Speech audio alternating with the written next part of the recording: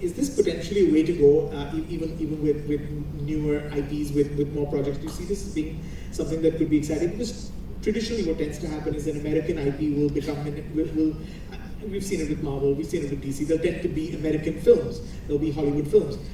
But you chose to do this, you chose to sort of make an Indian film out of this. Has this been an interesting sort of project, if you like, and you see yourself doing things like this more often? Honestly, this is just the beginning. When I see what these folks have created, oh my God, it inspires me to continue down this road. And you mentioned Marvel or DC. I mean, we're the first global IP company to do something like this. And from our perspective, I didn't see it at all as a risk. To me, this was natural. This is what must be, what should be going forward. And this could be done, for the Indian audience, and you could localize it for a Latin American audience eventually, and so on and so forth. So from our perspective, this is really just the first step in many, many more iterations like this. And of course, hopefully, many more iterations with Zoya and Rima and Netflix. Hopefully. So. And I would echo that. I think this is going to open up a lot of other people outside of the industry who are looking and seeing the potential of this. Talent is talent.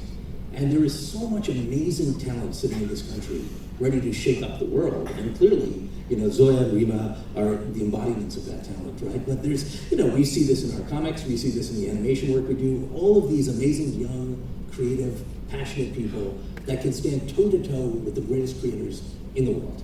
And there is no doubt that I think this will break open a whole opportunity for a lot of great IPs that are sitting there. But we're sitting in one of the greatest film markets, one of the greatest creative communities in the world. So to adapt for a global stage now, I think is going to be the first amendment. But I think we've broken a new paradigm, as John says, with this. And to his credit, to take the risk with their IP, and to you guys to bring it to such fruition. Agreed. I mean, plus one to what the two of them have said. And while it does open up doors for so many more global franchises coming to India, I think what's essential is for it to be authentic and to come together organically. When you watch the film, the attention to detailing, I don't think they've touched upon it, and we're constantly going to tease you when you watch the film, because there's that much in it. But it took a lot of coming together, and I think Archies is going to open the floodgates, and I'm not so sure about the kind of coming together for every IP, but it really needs makers and storytellers and creators to put their finger to it and say, this is it, and this is something that feels local, and this is something that while it does feel local, it will talk globally to everyone. So I think it's that marriage. I would just add to Netflix, this couldn't have existed 10 years ago. Netflix has created a global platform where something can be launched on December 7th here in India and connect instantly to a global audience around the world that can discover it, find it, and they've really shaped a global audience to appreciate global content no matter where it's from. So, I think Netflix is the perfect home for something like this. 100% agree, absolutely.